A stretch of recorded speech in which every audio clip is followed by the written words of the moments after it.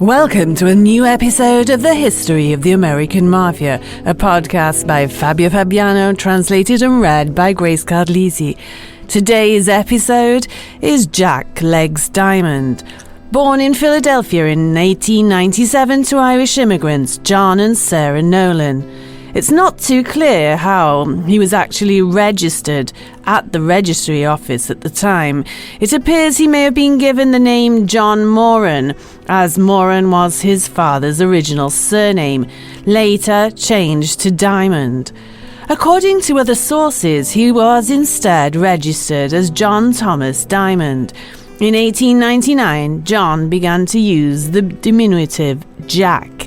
His mother died in 1913 due to complications of a bacterial infection.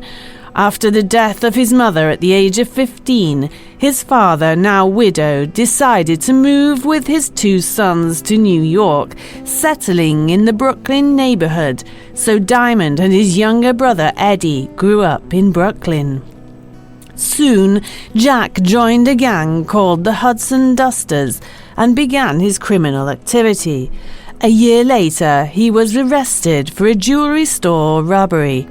This will be the first of a long series of prison stints that Jack Legs Diamond endured. During the First World War, he enlisted in the U.S. Army, although he deserted in 1918 and was arrested for that crime, to be then convicted and imprisoned.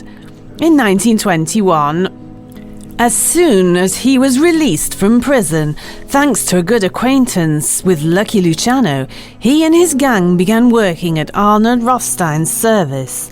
Their competencies, so to speak, were used in various capacities as bodyguards and ensuring, with the use of firearms, that agreements were kept. Rothstein was not a gangster. Rather, he was a forward-thinking businessman who appreciated and utilized skills that only gangsters could provide. With the advent of Prohibition, Diamond and his gang turned to smuggling alcohol. Legs began his smuggling business mainly by hijacking trucks loaded with alcoholic beverages. Instead of building and running hidden distilleries, Diamond found an easier way to get into the bootlegging business. He simply hijacked trucks carrying illegal alcohol to supply his speakeasies. Diamond's victims couldn't possibly go to the police to report the thefts of contraband alcohol, leaving Diamond with an endless supply of booze. In October 1924, he was attacked in New York while he was driving his car and slightly injured. Realizing that he needed protection, he got close to Jacob Ogden, the gangster. In 1925, the two formed a partnership and began supplying nightclubs and speakeasies on Broadway. He got his brother Eddie a job as Ogden's bodyguard. Jack Diamond, in the underworld, became known for his extravagant lifestyle. He was nicknamed Legs, both because he was an excellent dancer and because he quickly ran when the police arrived. In between hijackings of trucks containing alcohol, Diamond devised a plan to never run out of contraband liquor.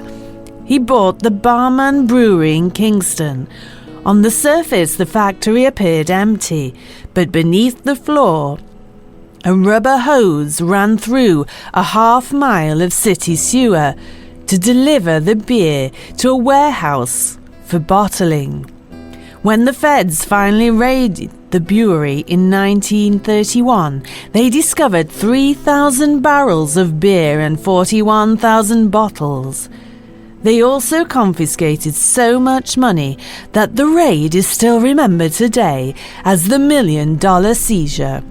But Legs Diamond was not arrested that day, as he was hospitalized and recovering from injuries sustained in an ambush by a gunman. In fact, a man had entered the dining room of the Saratoga Inn in New York and had shot Diamond 3 times. It was one of the many attacks suffered by Legs Diamond. During the shooting that killed Jacob Little Orgy, organ, in 1927, Diamond took a bullet in the leg. Over the next few years, Diamond escaped 2 more shootings that should have left him dead. After recovering from 1930 shooting, Legs Diamond boarded an ocean liner for Europe with $200,000 in cash. The money had been advanced to him by 2 important mafiosi. Diamond promised to use the investment to begin creating a channel to illegally import drugs from Europe. But when Diamond returned without a deal and without money, his list of enemies only grew. On October the 12th, 1930, Diamond was staying in the Hotel Monticello. 2 hitmen burst into his room and shot him 5 times. Diamond, who had not been fatally shot, drank 2 glasses of whiskey, dragged himself into the corridor, where he was rescued and taken to hospital. On April the 21st, 1931, Diamond was arrested in Catskill, New York, charged for having hijacked and beating Grover Park, a truck driver who was transporting alcohol. He was released 2 days later from the county jail with a $25,000 bail. Diamond was Dutch Schultz's worst enemy. After yet another failed murder attempt, Schultz angrily shouted at his men, saying, "Isn't there anyone capable of shooting this guy down so that he never gets up again?"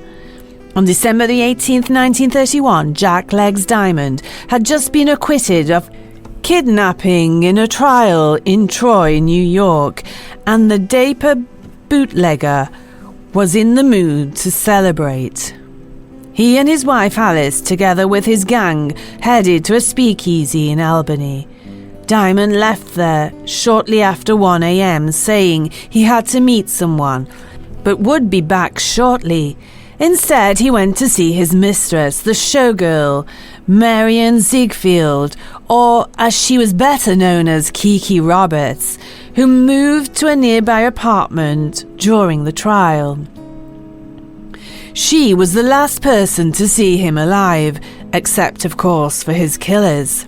Diamond was no stranger to violence, having been shot 4 times, but his luck had run out.